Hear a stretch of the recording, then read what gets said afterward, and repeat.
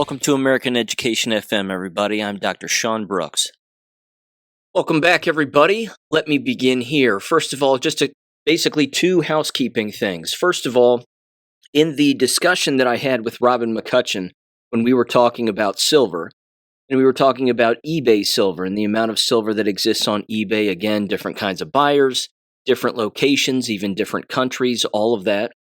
As it turns out, the silver that I purchased, and I didn't purchase a ton of it, but it was just a little bit for a very low price, and refunds were even granted, which was nice. As it turns out, it's not real silver. It is zinc alloy. So had that confirmed, which again, that's fine. Good to know.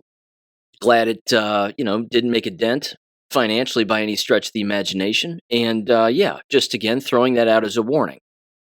Again, one of the biggest tells, I think, really is the fact that it's just so much lower than the spot price.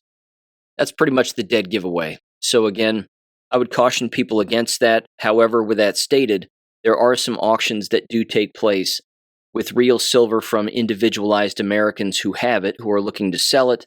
And again, if a person wanted to get online and jump in an auction, you can certainly have a chance at getting it for a little less than the actual spot price, or certainly somewhere around it. Either way, just wanted to make mention of that. I would, of course, caution against it, and I'd recommend, of course, going to an actual minter or an actual dealer. Again, Camino Coin is a good one. JM Bullion's another. I've purchased silver from both of those places before in the past. Never had a problem with either one of them, so there you go. Okay, that's the first thing. Second thing, I did want to say thank you to those who monetarily donate to me and this show to help keep it going and fund it on a monthly basis, of course, and it keeps the website up and the whole thing. I don't say that enough to those out there that do donate, and I know who you are, and thank you very much for doing so. I greatly appreciate it. Again, there are a few people on Substack who donate to me. There's a few people on Buy Me a Coffee and Ko-Fi and all of that, and Subscribestar as well. And I greatly appreciate it. Same thing with PayPal. But I wanted to make people aware that there is a donation tab on the website, AmericanEducationFM.com, and it's been updated. Again, it's one of those things that I don't pay attention to, really. And because, again, I don't do this show for money. I do this because I think it's important, and there's a purpose here. And it's, of course, to wake people up and continue to educate people and bring a great deal of information to bear just for people to think. But I did update the donation sites there that do exist on the website. And again, any donation is, of course, greatly appreciated. I never ask for it, really. I mean, I can't remember the last time I even brought it up on this show. I mean, hell, even those websites, some of them were completely outdated and you couldn't even log in to actually make a donation. So that should tell you how little I pay attention to it. But either way, it has been updated. It's been streamlined, so it's easier for a person to do if they felt like doing it. But again, all the content will remain free, and that's never going to change. So, yeah, with that said, again, thank you for any donation that you can move my way. I greatly appreciate it. And again, it does pay for the show. The show is approximately like $10 a month, which I know, again, it's not a lot of money, but fortunately the donations cover that, which is great. And then, of course, the website is somewhere around $400 a month, or not a month, sorry. It's about $400 a year, which is, again, it's a bit pricey, and that number has grown over the years. In fact, the web server that I use and the web company has even changed names now. Again, same website, same web address, but it's gone from being Website Builder to Network Solutions. So I would venture to guess, again, in the future, they're probably going to hike the price on that. But either way, the content remains free, no obligation to donate, but I just wanted to say thank you to those who do. Greatly appreciate it. Okay, let's dive in here. I want to start with this. I got to start giving some of these episodes a name where again, my show notes just becomes overwhelming because I eventually have to start recording because I'm just continuously coming across more and more information that's moving at lightning speed. There is no doubt, again, this is the Great Awakening, and I think that proves it. Again, the amount of content that is hitting the mainstream here, and certainly those of us that are paying attention to it, is overwhelming. So it's too much, and I can't possibly cover every single thing that I'd like to cover within every single episode. But I do want to start with this, and again, I feel like I should give it some kind of a name, where all of this information just gets flooded out there, and then it just keeps hitting like waves, and the waves just keep rolling in faster and faster, of course, and the waves are getting bigger and bigger.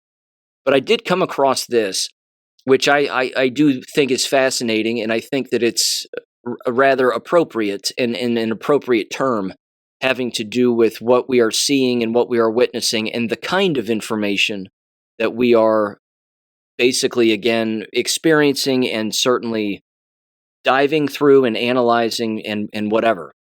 So it's not just the speed of the content, but it is the kind of content and the topics of the content. And there's no doubt that the amount of information and the specific content type of the information is remarkably graphic. It's incredibly violent. It's satanic. And it doesn't get really any worse than Satan. And it doesn't get any worse than satanic behavior. So I want to start with something here that is referred to as the Reptile Theory.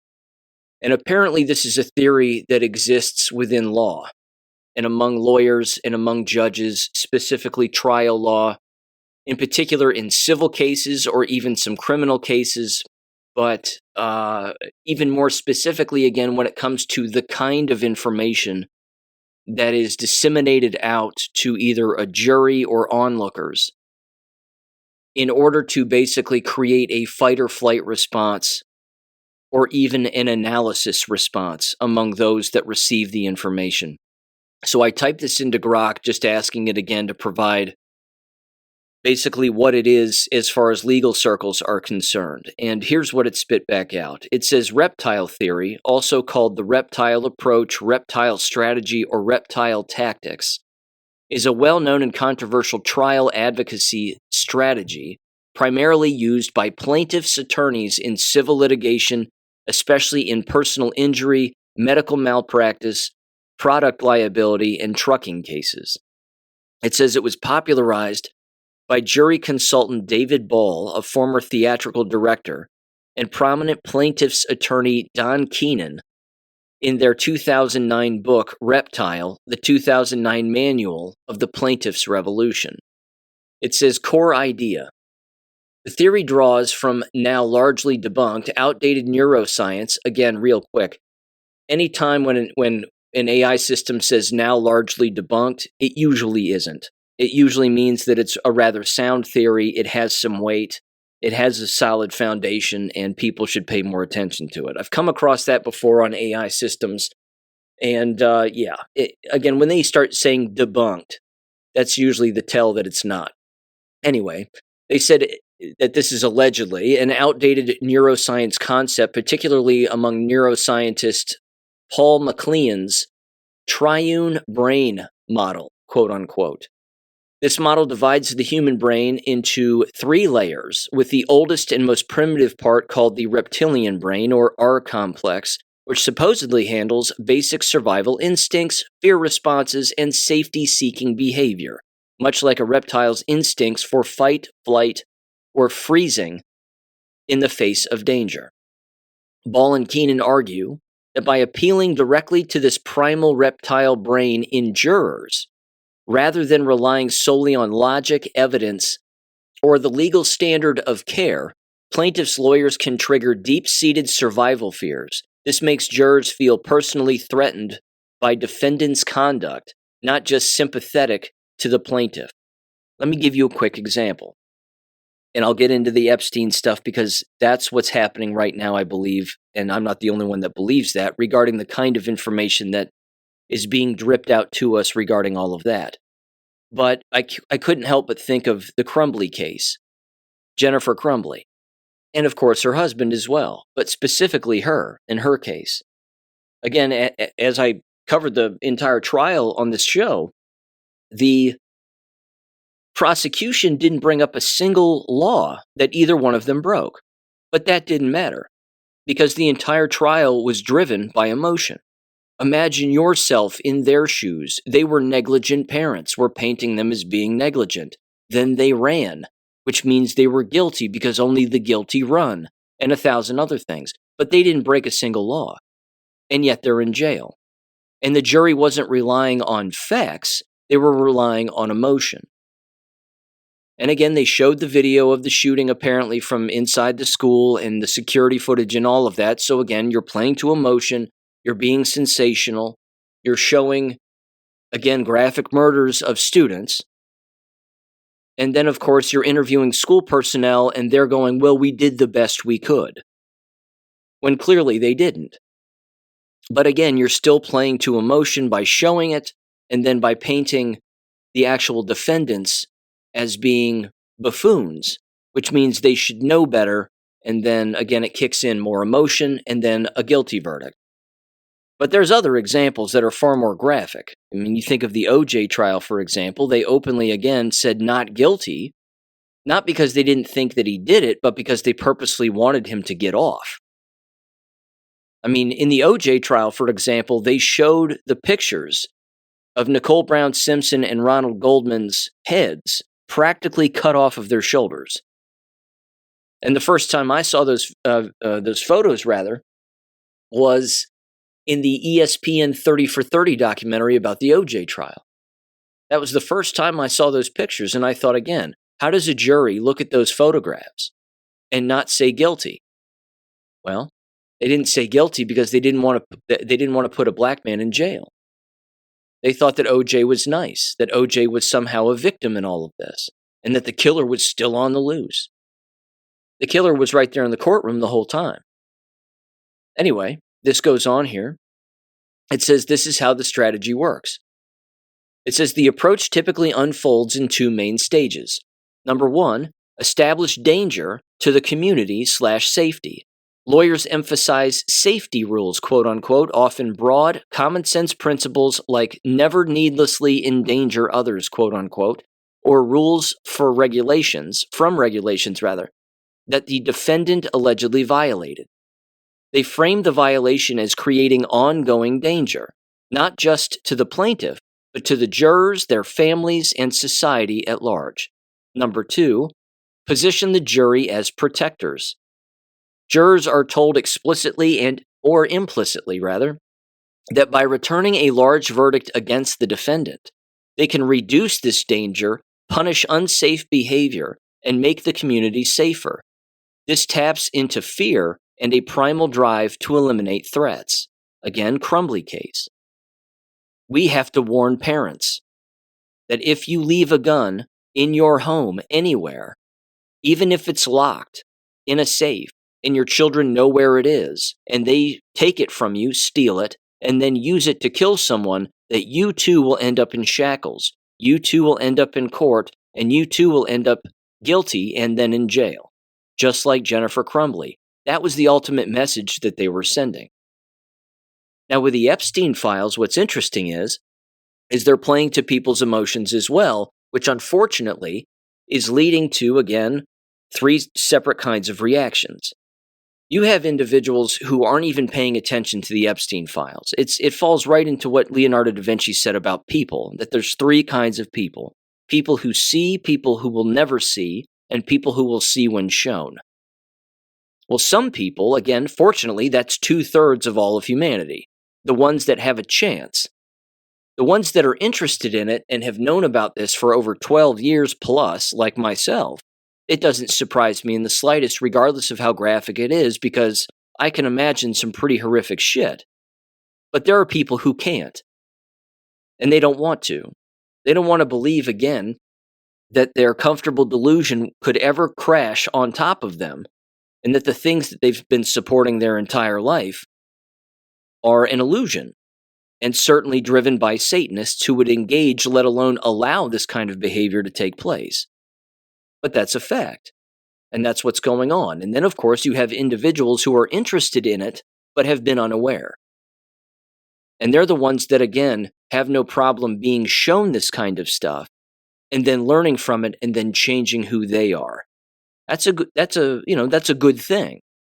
But that too is where the awake people were many years ago. Regardless of how long ago a person woke up, they too were once an individual who had to see it to believe it.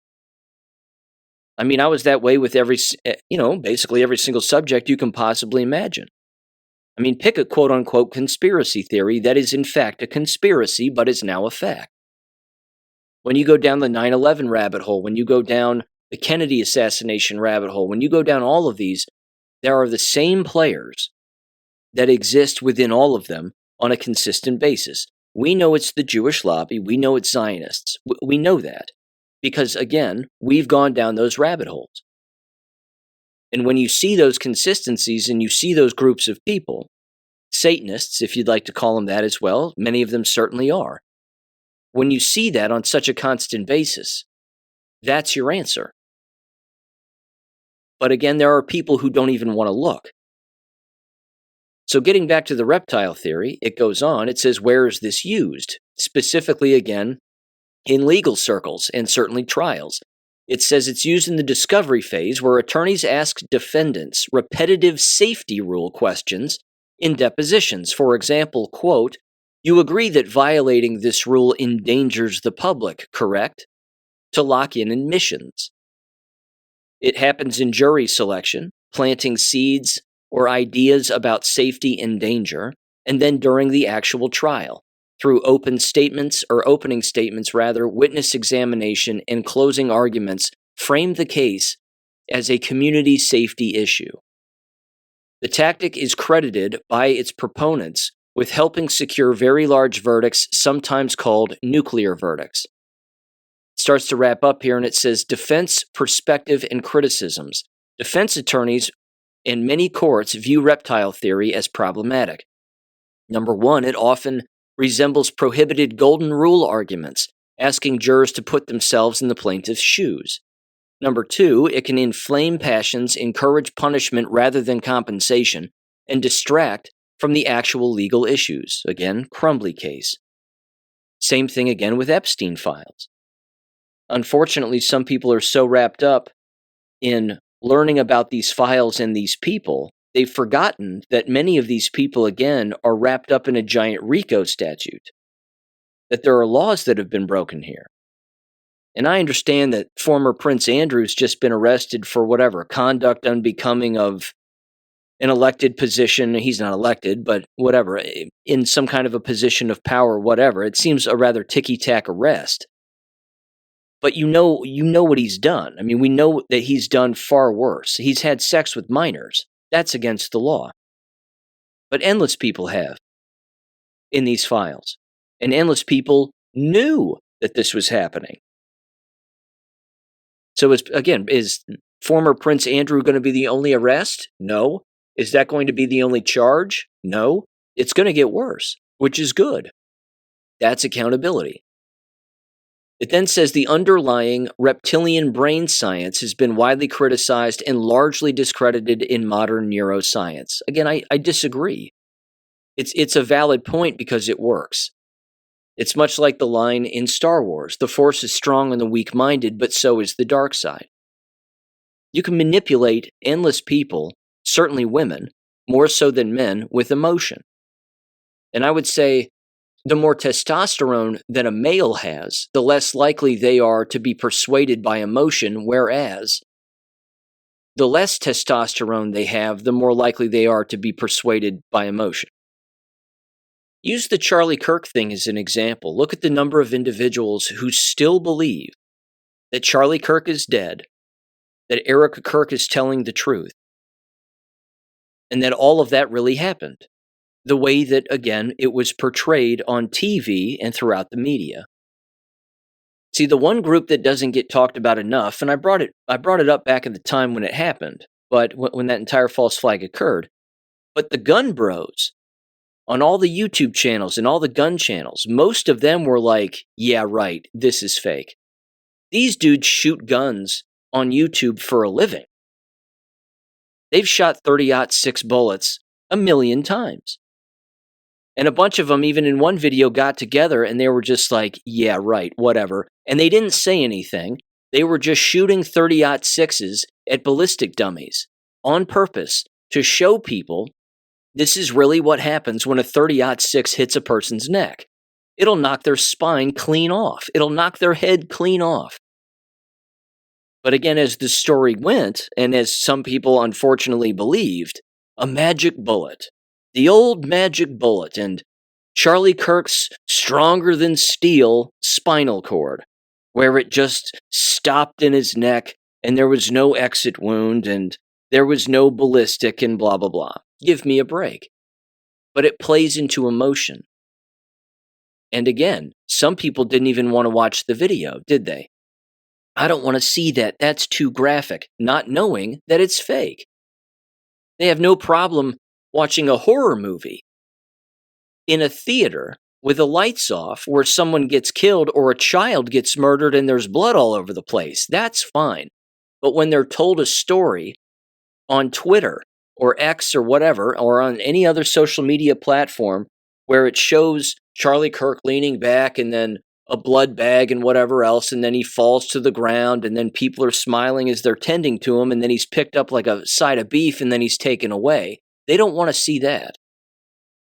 That's the fight or flight response. And that's what this is, and that's exactly what's happening with all of the information that's consistently coming out now regarding the level of Satanism and violence specifically against minors and children that some people just do not want to pay attention to. They don't want to believe it.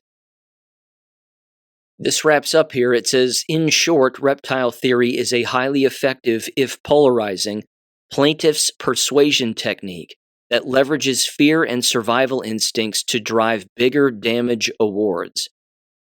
And it's become a major topic of discussion and countermeasures in U.S. civil litigation circles since around 2009.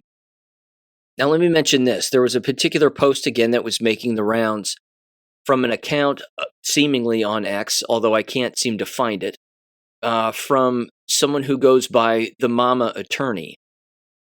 And essentially, what they say is, in sort of this multi-pointed thread, is they're saying that, yes, this is deliberate. This is a deliberate tactic, reptile theory, but specifically pertaining to the Epstein files.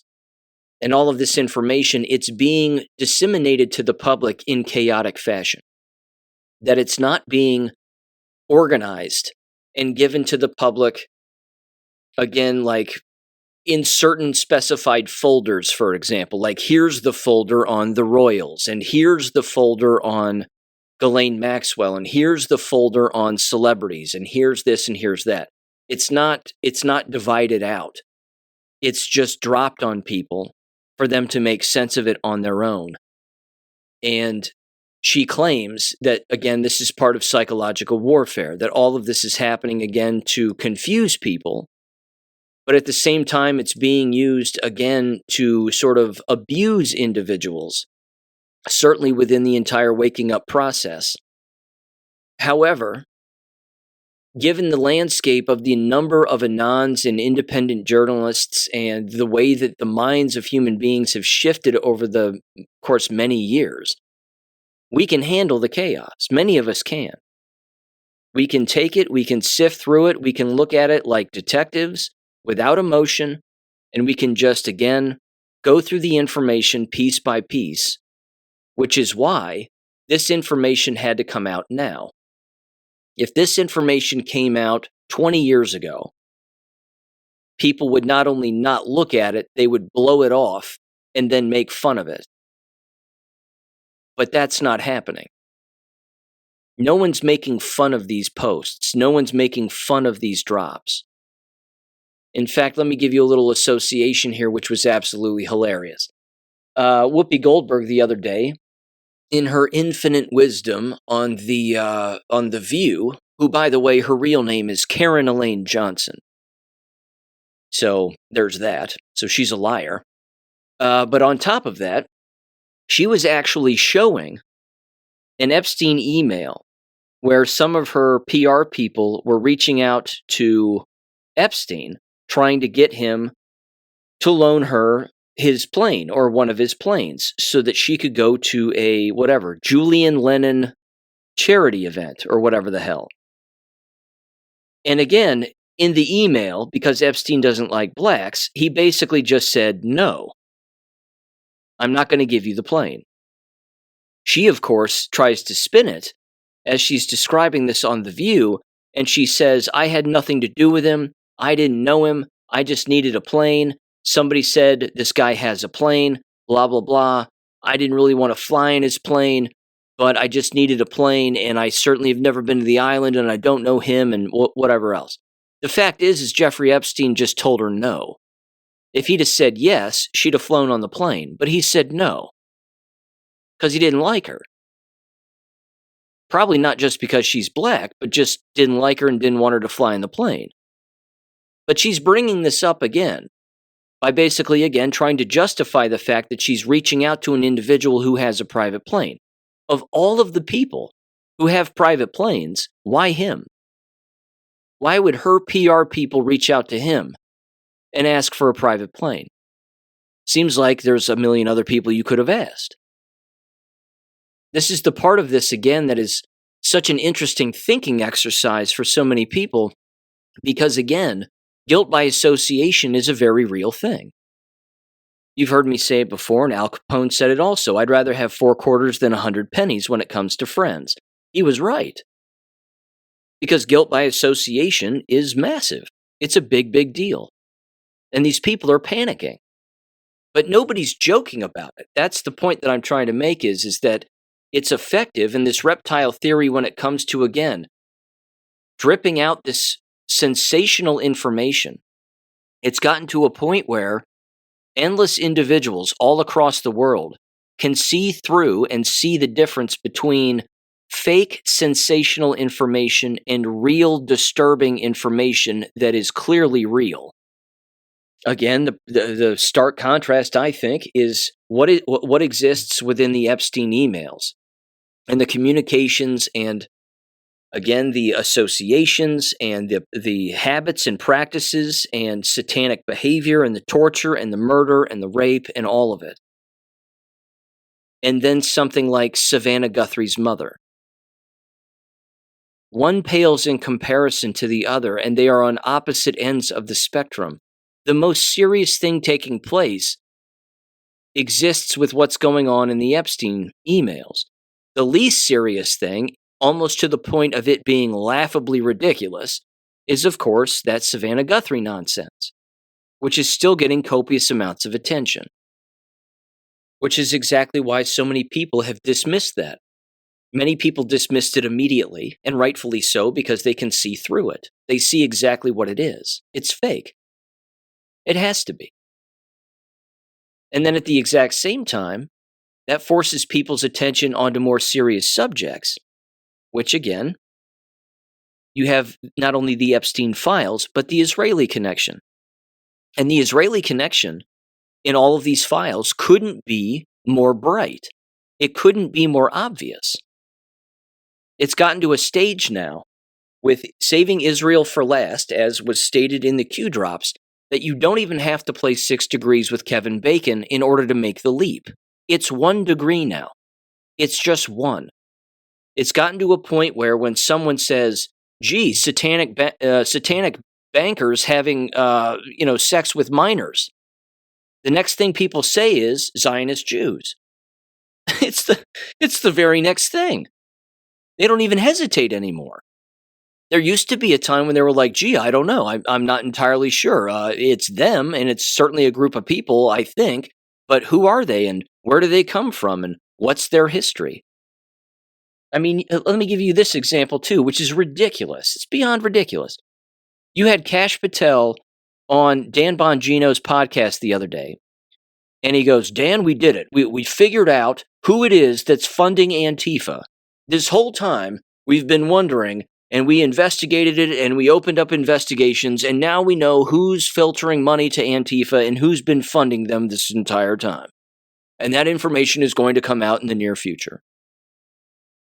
If you don't know who funds Antifa, or the origins of Antifa to begin with, you're a fool. And I'm not saying that to you, the listener. I'm saying it like, again, it's almost as if, again, Kash Patel, again, whether, regardless of his motives, and I don't know his role in all of this, and certainly within this script that is taking place here, but if he has to say it like that, to rope in, rather, an unknowledgeable person who has no idea about the original intention or funding or origins of Antifa dating back to the 1920s and even 19 teens in Europe, then I say so be it. That's fine. If he has to phrase it that way, we've finally figured it out. It's not difficult. Antifa was always started as a anti-fascist, which is where the name comes from, Jewish group. They're communists. They've always been Jewish communists. That's who funds them. That's it. Case solved. Case closed. We ripped the mask off and oh look, it's a Zionist again. Now let's get in the mystery machine and go on to our next crime scene. And it's more than just George Soros, by the way, who I'm not even sure is still alive. Haven't heard from him, certainly, in recent years, let alone his son, for that matter, who's a goblin in his own right. But he's always been the pincushion. The Soroses have always been the pincushion. And it's not them. It's not just them. Yes, they're involved, but it's every other NGO. It's endless organizations. Again, it would be like saying they're the only communists that exist. Well, that's not true. They're everywhere, and they're in every country. And because this degree of separation is only one leap now, this just blew up in the bad guy's face also. Again, Jeffrey Epstein has no ties to Israel, they said, and he has no ties to anybody in the Israeli government, and he didn't work for Mossad and all of this. Anytime that any outlet or any human being says such a thing, there's always evidence out there that exists that proves the exact opposite. And this was just published the other day on February 18th on dropsitenews.com, titled, "The Israeli Government Installed and Maintained Security System at Epstein Apartment. Security equipment and alarms were installed by the Israeli government at a notorious Manhattan residence frequented by former Prime Minister of Israel, Ehud Barak." But again, it's the Russians. It's the Russians that did it. It's the Russians that are involved. It's Vladimir Putin. Yes, it's his fault. It's his doing. He was friends with Epstein. No. It's in the emails. They were consistently talking. They visited each other. Epstein and Barak, they were together all the time. And yes, he was Mossad. It should go without saying. It's no more 6 degrees of separation. It's right in front of everybody's face. The enemy is right here. The question becomes, how many more people do you have to wake up in order for you to make another move that takes place against Israel and their government that becomes far more permanent? What else has to happen, and how much more time has to pass? You also get messaging like this, which I also find the timing of this to be interesting as well. Of course, we're always talking about illegal immigrants and ICE raids and everything else, which are absolutely fantastic. Again, we're getting criminals out of our country. But everybody knows, again, that those affiliated with AIPAC, the Jewish lobby, and everybody else who are trying to psychologically subvert anybody with a brain and squash freedom of speech and any criticism of them.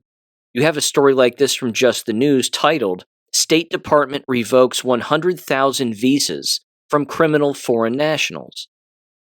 But you're never told who these 100,000 people are and where they come from. You can guarantee that some of them happen to be Jewish and that some of them happen to come from Israel. Guaranteed. But they don't want people to know that. It says the department highlighted some of the arrests and convictions, including one foreign national who was convicted of sexually assaulting 3 women. State Department announced Tuesday that it's revoked visas of over 100,000 foreign nationals who have been arrested or convicted of crimes in the United States, including domestic violence and sexual assault. I'm sure that's the least of it. It says, quote, "The United States has no obligation to host criminals who endanger the American people," the department posted on X. Quote, "A U.S. visa is a privilege, not a right. In this Trump administration's first year, we revoked over 100,000 visas from the worst of the worst: DUI, child abuse, and assault," unquote.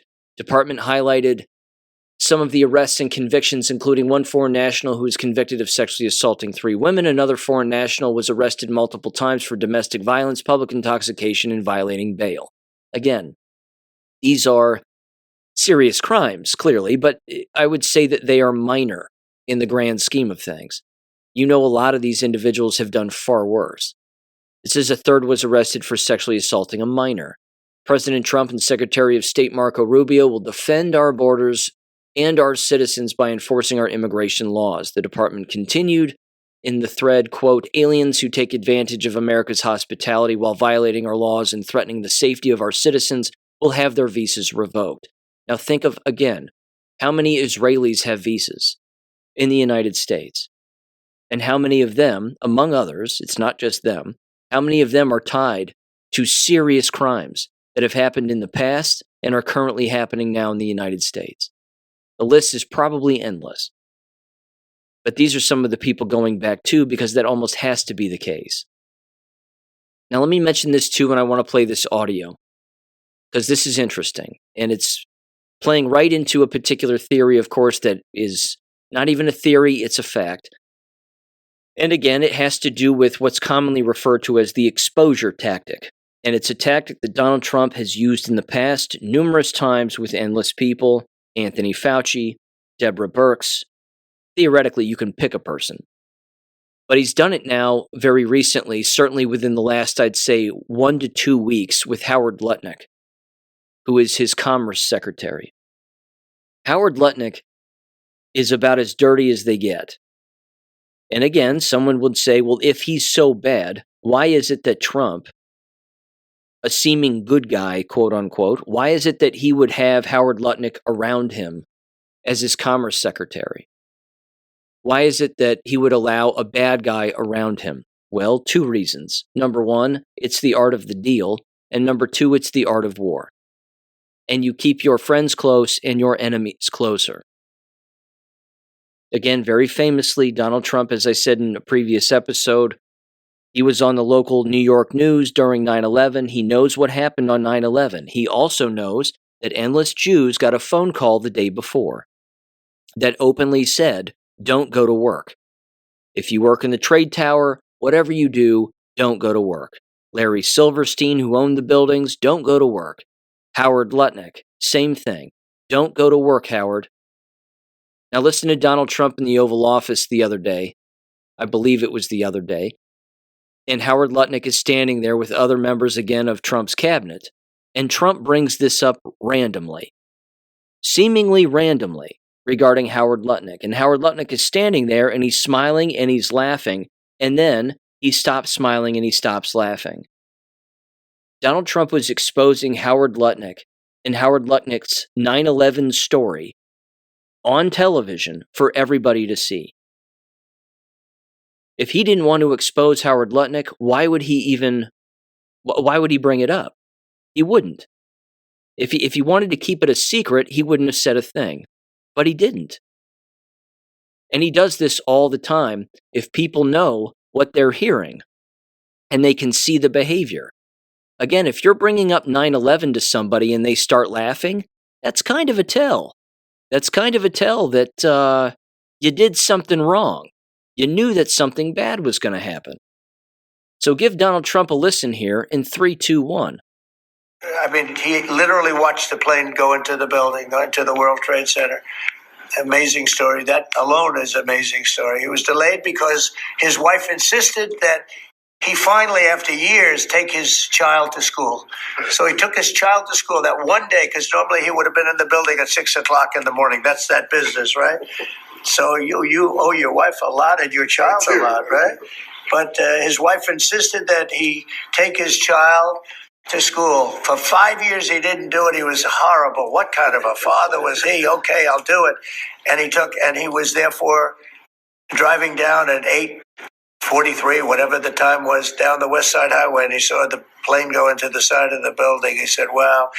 And he occupied the top 3 floors of the World Trade Center, of the one building of the World Trade Center. And, It cuts off there. But did you hear what he said at the very beginning? It wasn't just that Howard's wife said, you have to take our kid to school. even though he never did it in 5 years, never missed a day of work in 5 years, but the one day. Donald Trump openly said not only regarding that's an incredible story, but he said that Howard saw the planes go into the building, or the plane go into the building, and then he said, and that's an incredible story on its own. Because it's a story. Because it's fake. This is the cool part about Donald Trump when it comes to communication. It really is, and I admire it. He has a way of communicating, if you can pick up on it, and you can learn their comms, quote unquote, and the way that they are, again, disseminating information. He's openly telling people planes on 9/11 didn't happen because it's a story. Well, that's an incredible story on its own. Like, it's bullshit.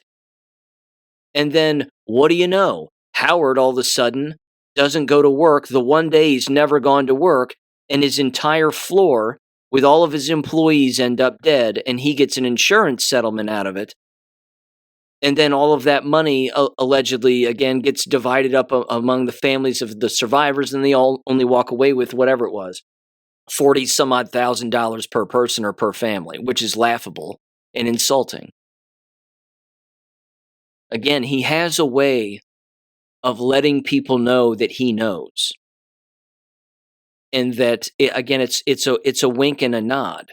I understand that some people don't like that. They'd say, hang Howard Lutnick from, the Rose Garden tree on the front lawn or back lawn of the White House. Do it right now because he's guilty.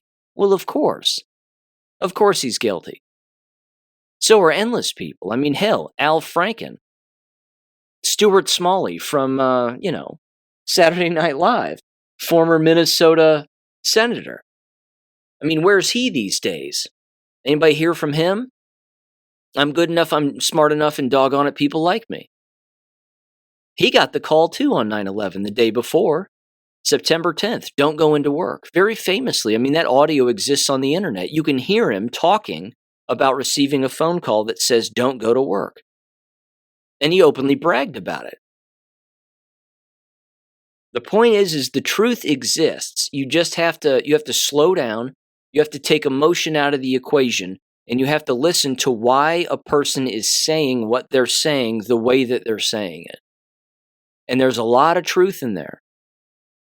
Now, his comments regarding Lutnick would go in one ear and out the other regarding endless people. And I don't know if Howard was laughing nervously or not, but he was the only one laughing. He was the only one smiling. Trump had him by the short hairs. It was, again, that's an interesting audio clip. I'll put the video in the next war video on Saturday night. But again, he knows. That's the point, is he knows. He also knows, shifting gears here slightly, but same reptilian vein here regarding, again, multiple subjects and horrific truths that are right in front of people's faces if they want to see it. But then again, when the truth comes out, these individuals are going to have their comfortable delusion matrix crush all the way around them. And it has to do, again, with election fraud. This was from Eric Tucker. I want to say, Associated Press. Here we go. The Justice Department has issued new subpoenas in a Florida-based investigation into perceived adversaries of President Donald Trump and the U.S. government's response to Russian interference in the 2016 presidential election, according to multiple people familiar with the matter. An initial wave of subpoenas in November asked recipients for documents related to the preparation of a U.S. intelligence community assessment that detailed a sweeping, multi-pronged effort by Moscow to help Trump defeat Democratic nominee Hillary Clinton in the 2016 election. Though the first subpoenas requested documents from the months surrounding the January 2017 publication of the Obama administration intelligence assessment, the latest subpoena seeks any records from the years since then, said the people who spoke on condition of anonymity to the Associated Press to discuss a non-public demand from investigators. It means that the noose is tightening around the people like Jim Comey, John Brennan, James Clapper, and Barack Obama. And then everybody in that whole spider web of people that are all connected to all of them. The Jen Psaki's of the world, the Valerie Jarrett's of the world. You can pick a person. Susan Rice, all of them. This is getting bigger and bigger and bigger. It is an avalanche of information here. And when all of these individuals, again, are held accountable, and they will be, and a major announcement is made by whomever, it'll have to be probably some independent parties, maybe even military. Again, it can come from Donald Trump, I guess. It could come from a Pam Bondi, I suppose. It could come from a Kash Patel. But theoretically, it would have to come from the military. The military, someone in the military, even people that the public has never seen in the military, would have to give a presentation in prime time, take over the airwaves of primetime television, and say, ladies and gentlemen, we have made the determination that the 2020 election was in fact stolen, that endless votes were counted illegally in multiple states, and here is our breakdown of that information. Now, this information is already public. It already exists. It's on my website under the Government Documents tab. It's document number 70. Anybody can check that out. It's a nice little summary.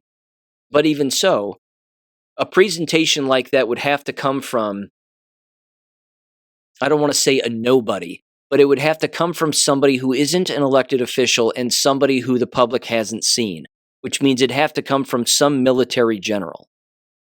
Someone that the public, again, has not seen. That's who it would have to come from. But again, it would have to be on primetime TV in the night where all the airwaves are taken over. We have breaking news for this special report. I mean, they haven't done something like that in a very long time, where every news channel is hijacked, and then some kind of a message comes over it with someone giving a speech. Remember when they did it with Obama regarding so-called Osama bin Laden and all of that nonsense? I think they busted into the middle of the World Series, didn't they? Or it was some major sporting event was taking place at the exact same time. And then Obama gave a speech. We finally got him. The enemy of America. Okay. A guy in a cave wasn't the enemy of America, but a CIA agent wasn't even the enemy. There were multiple players in that. But again, when it comes to the business of foreign interference in a stolen election, how many degrees of separation do you have to have regarding Israel? Do you think they were involved? Probably. And if somebody like a Kash Patel or, again, even a general or whomever says that Israel was not involved and that members of the Israeli government were not involved, they're lying. They would be lying. It was multiple European countries, clearly. It was Dominion voting machines. There were lots of players and lots of companies and lots of communists involved. But the walls are closing in on Israel here, which has to be noted. I just find the information dissemination, again, not just the content itself, but the speed with which the content is coming out, and even the methodical drip, drip, drip of information that's coming out is too specific. It's too elaborate, which means it's coordinated. And I don't believe that it's coordinated in order to distract us in a negative manner. I think that it is coordinated at this time, the way that it's being delivered out to us, for a very positive reason. And very, again, deliberately. We can handle it, which is fine. Again, it can be overwhelming. Certainly, again, for individuals who aren't streaming online 24/7, 365, and constantly, addicted to content and whatever else. I mean, thank God I have the ability to slow down, look at some of this information a little bit, sit with it, think about it, and then deliver it, I think, in certainly the manner that I deliver it in. And other people, of course, have other ways that they disseminate this information, but there are too many easy connections to be made here. Let me keep going again with the reptile theory here and playing into emotion, because I don't think that it's necessarily a bad thing, and I can see both sides of it. And again, I think this is a perfect example. You have all of the fraud and the illegality that's being highlighted across the nation with all of these groups, these different racial groups, basically. And then, of course, all of the loopholes that exist in American law that allow for some of this fraud to take place, which is beyond horrible. And then you have politicians ignoring it, and you have American citizens ignoring it. And then, of course, everybody's saying, well, you just want them gone because they're brown. Well, that's not it. It's because they're breaking the law. But at the exact same time, you have the reaction to all of that and the reaction to the result of what happens when individuals break the law, which of course is being arrested, being found by law enforcement and being arrested, hopefully. And then you have accountability. And then you have the public schools response. And overwhelmingly, regarding the public school environment, always being, of course, the perpetual target, and rightfully so, because it's an environment for deranged people. But look what's happening within all of these ICE protests that have been going on now for weeks and weeks and weeks regarding the American schooling system. You have school teachers actually using lessons that are anti-ICE lessons within classroom instruction, because that's what the business has devolved into, that regardless of the subject, it's all political. And the vast majority of people who work in the business are union-paying communist Democrats. It's overwhelmingly the case now, whether that be K-12, higher ed, etc. This particular article is, again, nice summary, I think. This was from twitchy.com. It was titled Houston Chronicle, because it came from there. Anti-ICE student walkouts were a fantastic educational experience, quote unquote. Well, that's what they think. But flip that coin on the other end. It is an educational experience. Awake Americans, frustrated parents, and tired students are tired of all of this social engineering from a political standpoint. They've had enough. They're walking into schools, they're unenrolling their children, they're pulling their children away from these protests, and all of these brainwashed students are being shown to people. They're being exposed. They are the future criminals of America. It's an entire political party. And it's a strategy of the communists. The strategy of them is always to get to youth, to brainwash them, and then to weaponize them as being brainwashed against a logical civil society. And the way that you do that, of course, is by perpetuating lies, and you need the brainwashed to deliver the brainwashed information that is false to the naive and the brainwashed. It's not all of the students participating either. A lot of these outlets would lead people to believe that, but that's clearly not the case. Again, the flip side of this coin regarding the educational experience and how this is an educational experience, the left would always say, well, this is their civil liberty and they're allowed to protest and whatever else. The table has been set for them to do it by individuals, again, who would do it themselves if they could, because that's how they feel. And these children attending these government institutions are just the emotional tool of the people who work within those environments. But the hypocrisy is never ending, because it's those communists and those left-wing lunatics that would openly say, we don't use children as political pawns. Well, that's exactly what they're doing here.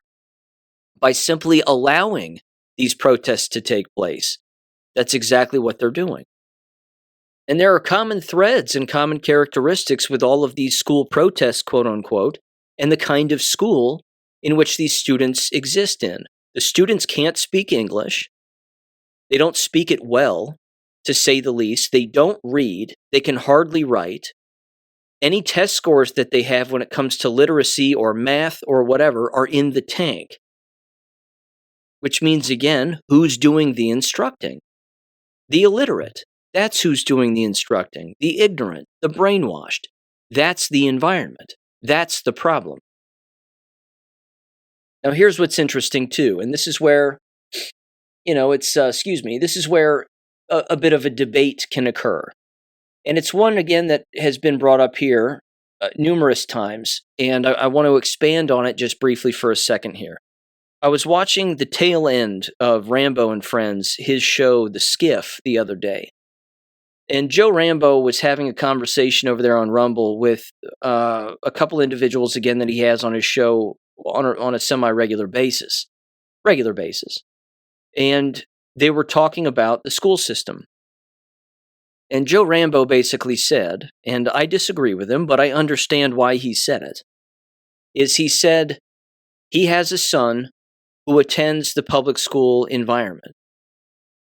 And he believes that with everything that's happening politically and the way that everybody is reacting to numerous things, that he's using the environment as a teaching tool for his son, that they have conversations about the kinds of behaviors that exist within those environments and, exposing his son to those kinds of people and that kind of behavior, even though his son disagrees with the ICE protests and everything else. And he says one of the reasons why he doesn't pull his son out is because his son enjoys the environment, number one. Well, he'll get over that the older he gets. But he enjoys the environment, and then he says that his son is a leader and that people gravitate toward his son and listen to what his son says. He says, so if I can have a positive influence with my son and describe to him what he's experiencing at school and what's right and what's wrong and what's logical and what's true and what's not, and then he can go back into the school environment and be a leader for other students who listen to him and listen to what he says, basically via his own father, then Joe Rambo thinks that that's a worthy fight and that's a good stand to make. And that you can change the system, so he thinks, that you can change the system with that tactic, among other tactics. I disagree with him. Respectfully, I just do. He's never been in the business. You don't have to be in the business to know how bad it is. I take that back. That was sophomoric and sophistry, and I don't mean it that way. You certainly don't have to be in the business to know how shitty it is. Or again, what short and long-term impact it has on people. The problem is that you can't fix the environment. It has to collapse completely. And as I've brought up endless times and will continue to bring it up, the fastest way to do that is not with your guided participation, where you're guiding your child or children through the environment. It's with your removal of your children from said environment. And then you sit them down and then you say, here's why we did this. And then you give them, if the parents have this knowledge base, you give them a history of all of the times throughout American society, certainly within the last, let's say, 6 years, as to where parents have pulled their children out and why they've done it. The COVID lie alone should be the catalyst for any conversation regarding all of that. Remember when I sent you to school and you had to wear a mask on your face and stand on the square and eat by yourself and be isolated in a room locked from the outside when you coughed once in math class? Remember when you were contact traced? Remember when you had to stay home for 14 days straight because a false test told you have an illness that doesn't exist? Remember when the school nurse told everybody over the PA system along with the principal and superintendent and all your teachers to make sure and get these COVID shots, which are now a categorized biological weapon killing the people who take them? You could start there. I mean, that's one hell of a place to start. You could start at 2020, but you can go to Black Lives Matter. You can go to election fraud. You can go to the weaponization of the education system during the fake Biden administration. You can go to trannies in bathrooms, trannies in other sports that they don't belong in. You can pick a subject. You can pick any subject. You can't fix that, though. not within the environment. And you can't use your child, who might be a good person and a leader with his head on his shoulders or her head on her shoulders, and expect to change the environment from within with your continued participation. It's just not how it works. You can't keep sending your children into communism and expect communism to change. Communism will remain, always, and the environments and the holdouts that are the environments of communism will continue to exist until they are completely defunded, just like USAID. It's the same concept. If you destroy USAID and where all that money was going, and now just turn your guns right toward, metaphorically, the schooling environment, it will cease to exist. The sign will come off the door. The building will be empty. No one will go back. And just like with USAID, people will scream at the top of their lungs, "We need this environment. How could you? You're a dictator. You're Hitler. You're this, you're that." Let them name call. Let them name call right into bankruptcy. That's the only way that you completely eliminate the entire system. Let me give you two quick examples of what's about to happen. And again, this is right around the corner. I can see it crystal clear. I'm not clairvoyant. I like to think I am sometimes, but you can see the writing on the wall here. There are 2 states in the United States right now that are on the brink of having property taxes completely removed within their states: Ohio and Kentucky. These two issues, this one issue rather, within these 2 states, has massive implications for copious amounts of businesses, municipalities, and of course, schooling systems and certainly public schooling systems. But you know exactly how a communist would respond to something like this, and you know exactly how a bought-off rhino would respond to something like this. Because this is where they would both agree, certainly the criminally minded. They would say that the removal of property taxes, again, both conservatives and Democrats would say this. They would say something like, again, the removal of property taxes sounds good. And yes, people always want more of their own money, and I agree that if you own your land, then you shouldn't have to pay property taxes. That if you own it outright and you don't have a mortgage payment anymore, then you should just own it, and that should be that. But what they'll tell people is that with the removal of property taxes, you'll then have to find ways to fund the quote-unquote life-saving whatever organizations that we need, like police officers and EMS workers and firefighters and so on and so on. And then, of course, public schools.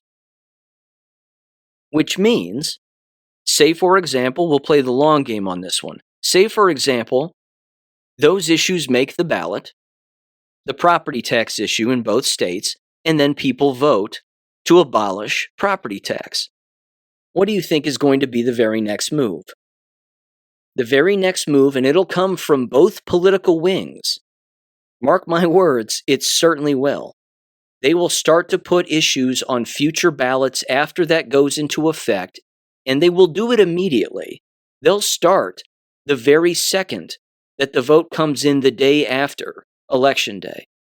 They'll immediately put forth motions and petitions and the whole thing to get more school levies on the ballot in the future, to get more taxation on the ballot in the future, which will be more levies for, again, firefighters, EMS, police, because you can't possibly live without those. You need those all of the time.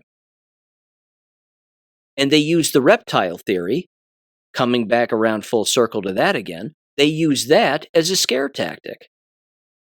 I can't imagine living in a town with no police. I can't imagine living in a town with no fire truck, with fire hoses to put out the fires that rarely to never happen in most places. I can't believe that we would live in a town or a city that wouldn't have schools that are funded by the people who live there. I can't believe it. And they sell that to people, and people drink it in. They believe it.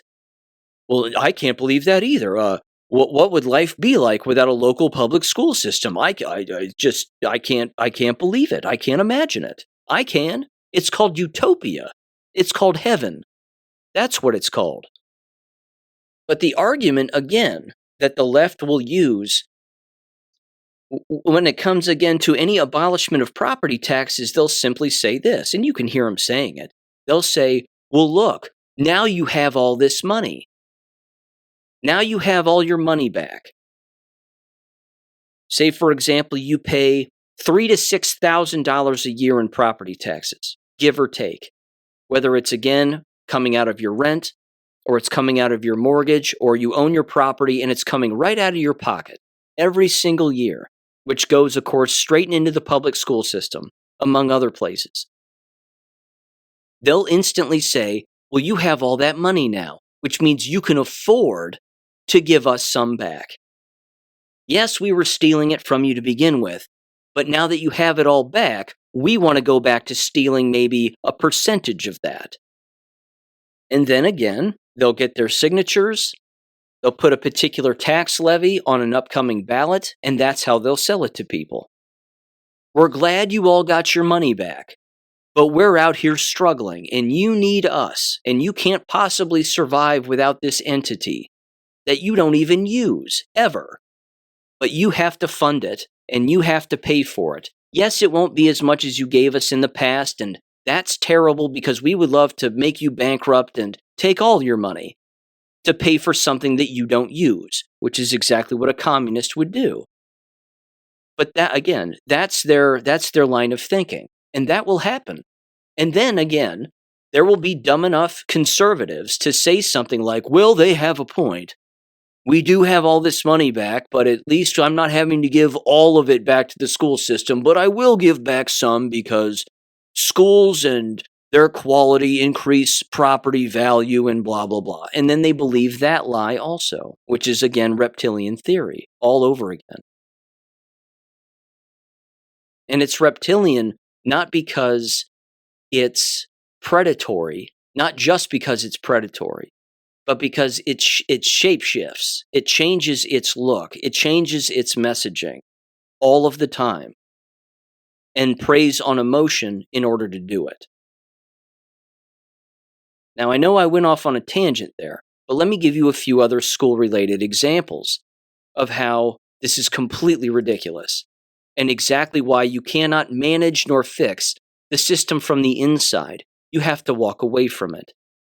You may recall a couple of weeks back I brought up those Texas school districts, or that school district, and those Texas schools that were disseminating Muslim paraphernalia, hijabs and Qurans and Sharia law booklets and the whole thing.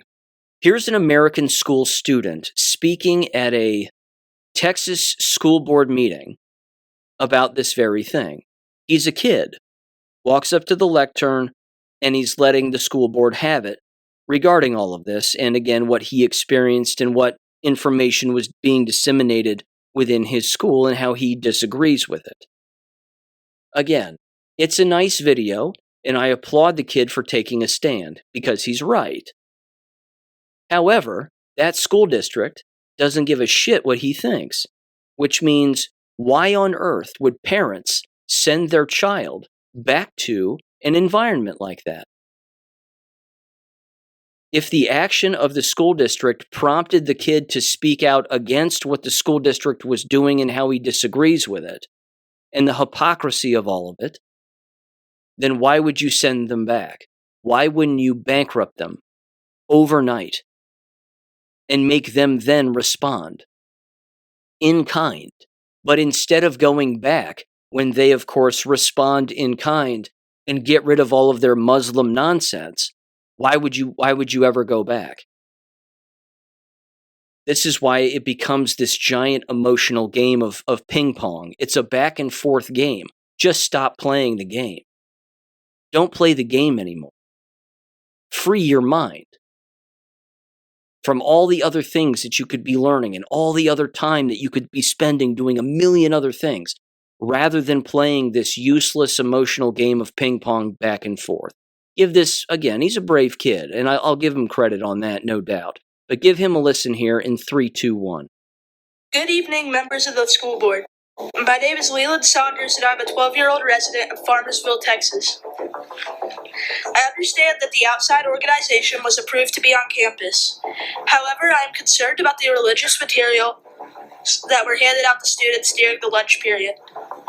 The following materials were handed out: hijabs, Qurans, and Sharia law pamphlets. Public schools serve students from many different religious backgrounds, and students who have no religious beliefs at all. Because of that, I believe our schools must remain neutral when it comes to religious promotion during the school day. Even if participation was voluntary, handing out religious texts and items during school hours raises questions about whether that crosses the line from education into religion. That is something many families, including mine, are uncomfortable with. If one religious organization is allowed to distribute materials, would every religious or ideological group be allowed to be given the same opportunity?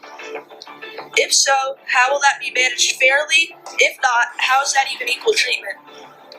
This is not about criticizing any specific religion.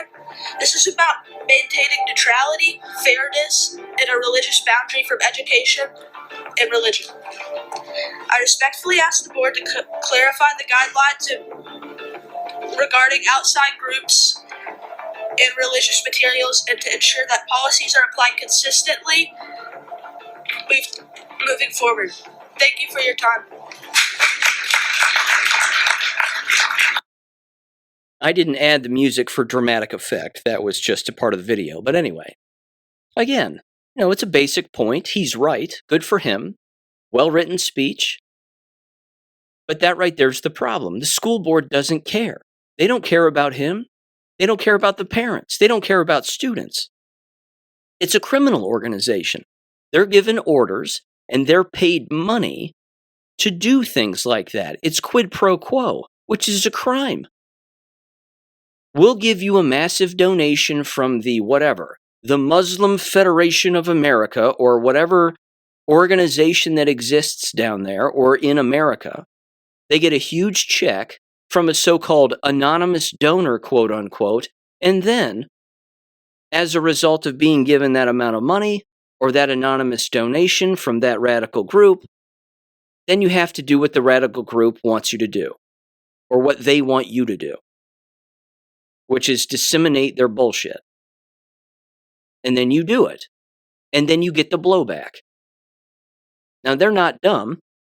They know that they'll get blowback. They just don't care. That's the kicker. They don't care. They don't care how many speeches you give.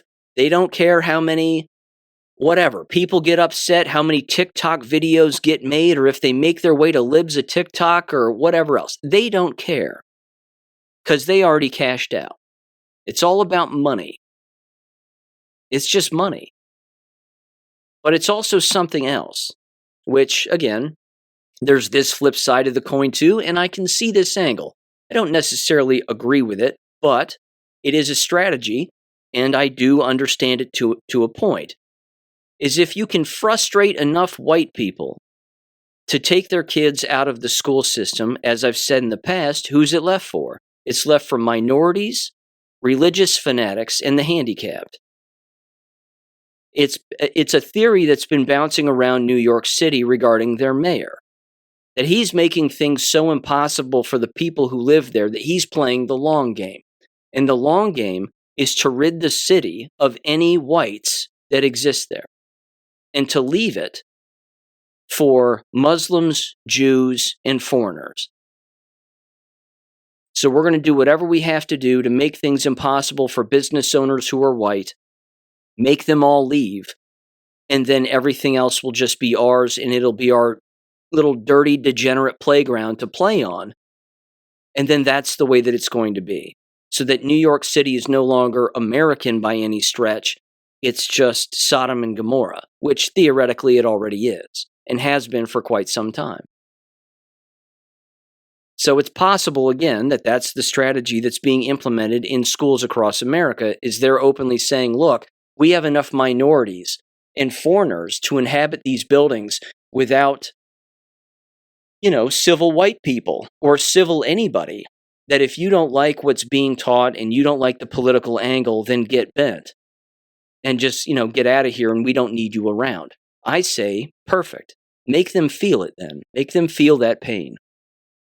Put them in a situation financially and behaviorally and structurally that they've never been in before. And then they'll feel it. As I've said a million times, voting with your feet is the best way to vote. And you just don't participate in, again, government institutions as much as possible. Now, here's another reason why you shouldn't participate. A few reasons, actually. 3 specifically. This is making the rounds also from an Ohio-based advocacy group that exposes corruption in education. And this has to do with a Jennifer Walton Facette. Pronouns she, her, because of course, why not? She's deranged looking, as one would be in a position like this, professor and interim associate dean at Kent State University. She gets caught on hidden camera from Accuracy in Media, which is the advocacy group here. And she gets approached, of course, after the recording in sort of James O'Keefe-like style. And panic on the face and walks away. I'm not listening to this. I'm just walking away from this right now. Okay, great. This has to do with, again, the DEI nonsense. You've heard me say it a million times, even before it started to happen. Once it became illegal, all they would do is just change the name. All they would do is hide their agenda. Because thievery and dishonesty and scheming and meddling is all these people know how to do. But this is who the business hires, because this is the business of higher education and education, quote unquote, in a nutshell. This is about 2 minutes long. Give this a listen and give her a listen in 3, 2, 1. About how the DEI law in your university hasn't affected you at all, and now you're continuing to do the same things essentially with different wording. Is that true? I'm walking away from you. One thing I could say about Kent State University and our teacher ed programs, and we're very connected at the state level, so I know all the stuff that's going on at the state level, was like they're all about diversity, equity, inclusion. You told our investigator that it's all about keeping the white man in power and the white man wants to take over education. Is that true? No. Well, is this you in the video right here saying that? I will say this, it's not being forced through a Trumpian lens. It's taking away the buzzwords and having to be more careful of how you're talking about equity and inclusion. And why is it such a bad thing? Great. Go ahead. I'm sorry. It's just so weird. Ultimately, it's just to keep white men in power. Yeah. And this is what it's all about, right? Yeah. And if we dumb down education, then we can continue to do that. So that's what the ultimate goal is. What are your thoughts on this? It's anti-higher education. So that's what they're trying to accomplish. They want to keep the white man in power. They want to keep the white man in power, is what you said. Can you explain that? Trust me, I know. Yeah, right. Well, you told me he wants to keep the white man in power? I will say your son's education is not going to be affected. No. I will tell you that right now. So you still have those values? Oh my gosh. I mean, we made a whole class. Good. Yeah, no, the faculty, I was just in a meeting actually with a couple of the faculty members, and I know. And the textbooks don't have stuff like marked out. No. I'm saying a lot of these things touch so many disciplines. But if that's in the syllabus. To silo it out and say it can only affect these things, if you mention it, you're in trouble. Yeah. That feels very fascistic. It is. And it is. Again, I'd rather... Their thing is anti-higher education, anti-public education. So that's what they're trying to come. They want to keep the white men in power, and they want to come and try to overtake. Oh, I know. Public Trust education. me, I know. Yeah, right. So that's their goals, and they feel like this is the way that they're, going to do it. There's a couple of funny things about this which continue to astound me. First of all, it's so funny to me the level of brainwashing that exists among these people, because they never think that they're being recorded. They don't even consider it. They don't even say, well, here I am talking about DEI, which is against the law in the state of Ohio now, and all of that lingo and all of that banter and whatever else. But there's no way that I would be recorded and exposed. There's absolutely no way. They don't even consider that. And then all you have to do is give them a bone, and they will bite the ever-living hell out of it. That's all you have to do.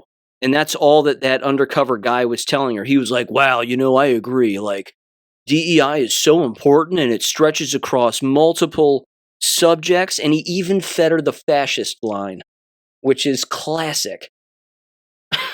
It sounds fascistic to me. It just seems, and then she was just like, oh my gosh, we're on the same page. And then she just lets it all out. You can't say these people aren't brainwashed, because you can move them around like a pawn on a chessboard.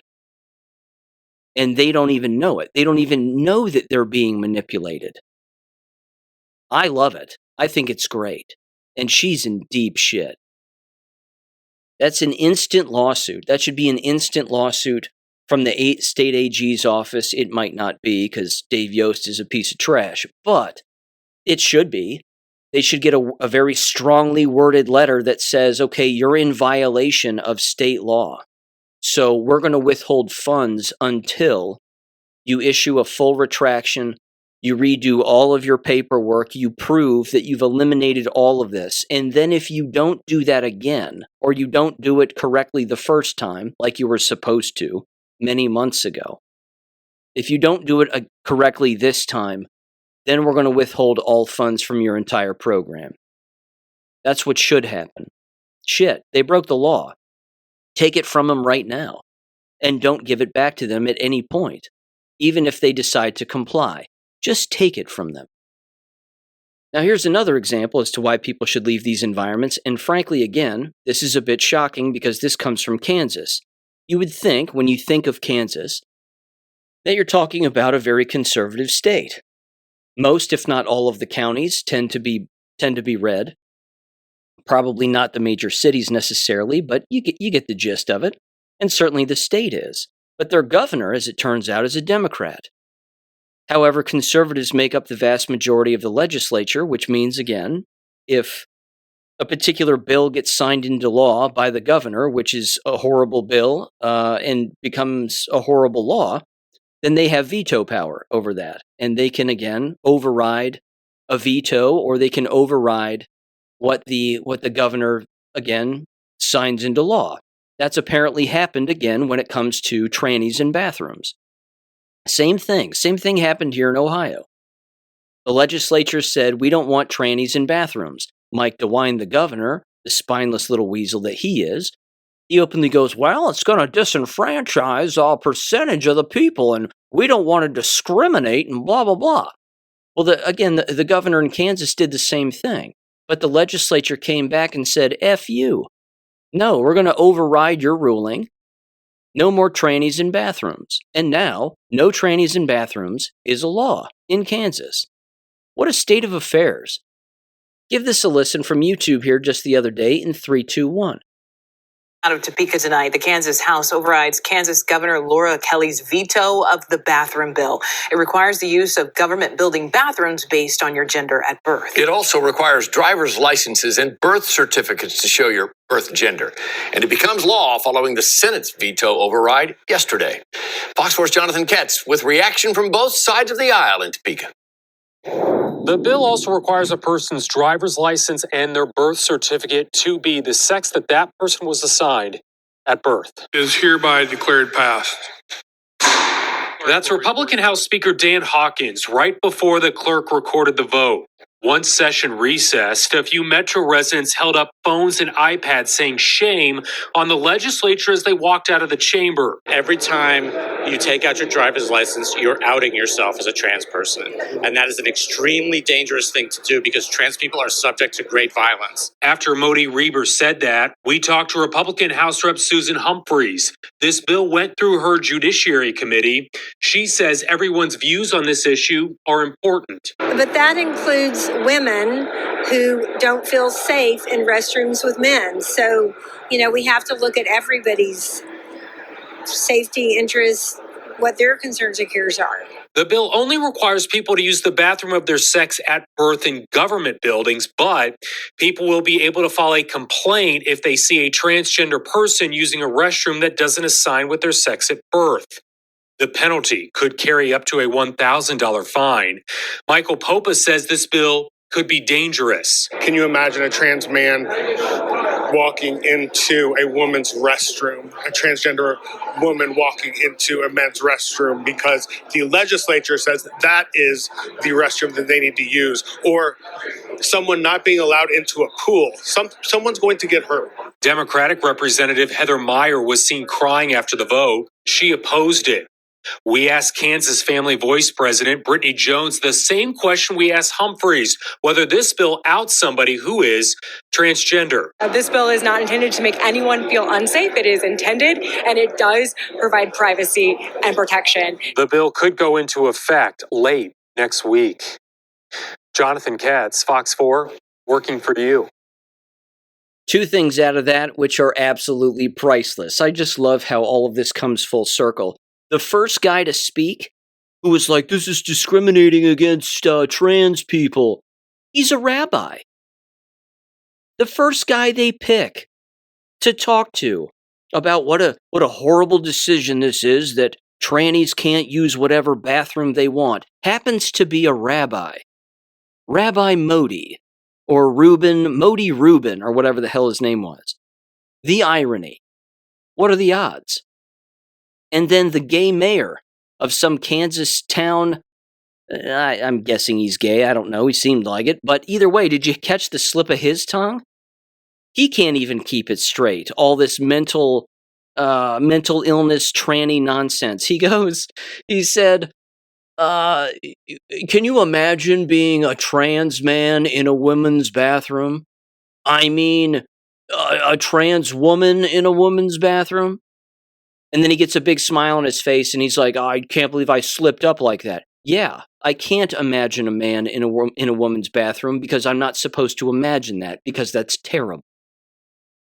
But he can't even keep the whole tranny game straight. Even he gets confused. It was like when Justin Trudeau was having trouble many years ago. I remember the clip. It was hilarious.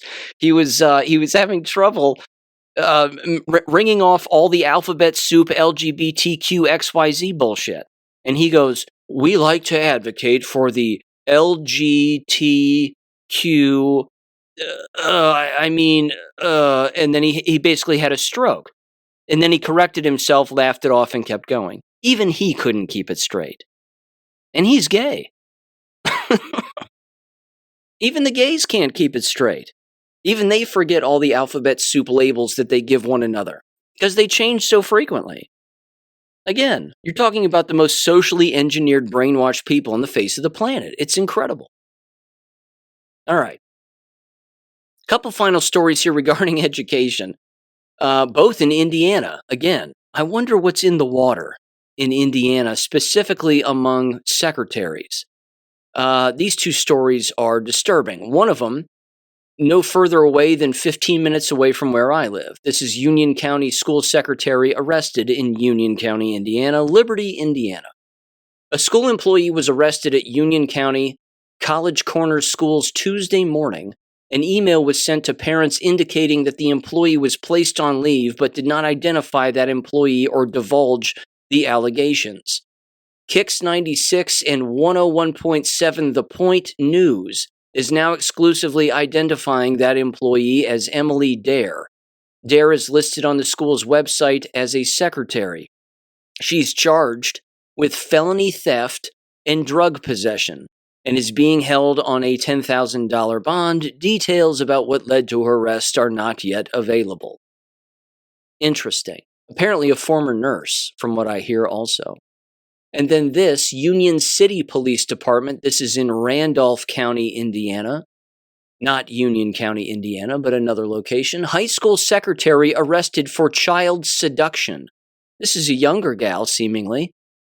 The Union City Police Department announces the arrest of Alicia Hughes, an employee of the Randolph Eastern School Corporation, following an investigation into allegations involving inappropriate conduct with a minor. Law enforcement was initially notified of the alleged battery that occurred overnight. During the course of the investigation, officers learned that Hughes's husband had discovered her with an 18-year-old student at Randolph Eastern School Corporation and confronted the individuals. It is alleged that Hughes was battered during that altercation. The alleged battery is being investigated by the Randolph County Sheriff's Department. As the investigation progressed, Union City Police Department investigators uncovered evidence that Alicia Hughes had also engaged in a sexual relationship with a separate high school student who was 17 years old at the time. Investigators determined that Hughes and the minor engaged in sexual intercourse on at least 5 occasions. Based on the evidence obtained, Alicia Hughes was arrested and charged with 5 counts of child seduction related to the sexual relationship with the minor student. Hughes was transported to the Randolph County Jail, where she is being held on a $25,000 cash-only bond. The Union City Police Department extends its appreciation to the Randolph Eastern School Corporation for its swift cooperation, transparency, and commitment to protecting the students of the district throughout this investigation. The investigation remains ongoing. Anyone with additional information is encouraged to contact the Union City Police Department. Yikes. Ladies and gentlemen, I'm going to end it with this. First of all, some good news, certainly from the health front. Of course, it's always a subject that I pay attention to, that being, of course, one of my backgrounds. First of all, Jay Bhattacharya is now the acting CDC director, which is a good thing. Again, when you're acting in one of these positions, you can wield a great deal of power. You don't have to be reconfirmed. You can sit in that position for well over 120 days, if memory serves. And then again, you can even be re-upped in an acting position. Or they can replace you within that particular position. And you may recall that the first CDC director just completely defied Robert Kennedy Jr.'s directions, and then she got fired, and rightfully so. So now Jay Bhattacharya is in there, and that's a very good move. There's a massive push also regarding the business of drug ads on television. And instead of making them sound like they're catered for everybody and everybody needs to take these, that they should just be directed right at the individuals who actually need it. Now, I'm not entirely sure how that gets handled, but either way, if that means that advertising has to change, then I say, yeah, do it. I would love to not see any drug commercials, certainly on television, let alone in magazines or radio or anything. I think it's all an abomination, but either way, if that improves in the future, then yeah, that would be a fantastic thing. Apparently, there's another move also, thirdly and lastly, that's happening on the food front, and it has to do with food companies now redoing their recipes and changing their recipes for the product that they're selling, even things like potato chips. And at the exact same time, apparently in the future, there's going to be particular labels on certain food products that is, again, it's like a little symbol basically that would indicate that the food is just not healthy, period. That it isn't safe for consumption, or that it contains things that are not safe for consumption, instead of it being kind of hidden the way that it is now, where if you look in the ingredients section, it'll say things like bioengineered materials. Something along those lines. Again, a lot of food, crackers, potato chips, whatever it may be, it'll openly say bioengineered.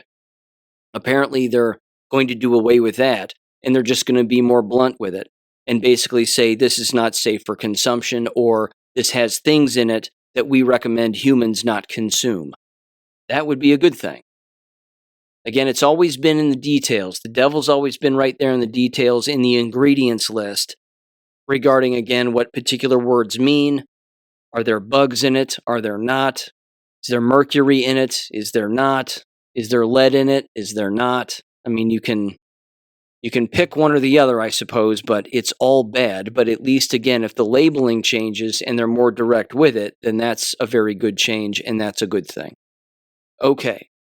That wraps it up, ladies and gentlemen. Have a great weekend, and I'll catch you on Monday. Peace. Thank you for listening to American Education FM. Make sure and check out AmericanEducationFM.com for more information. Take care, and God bless.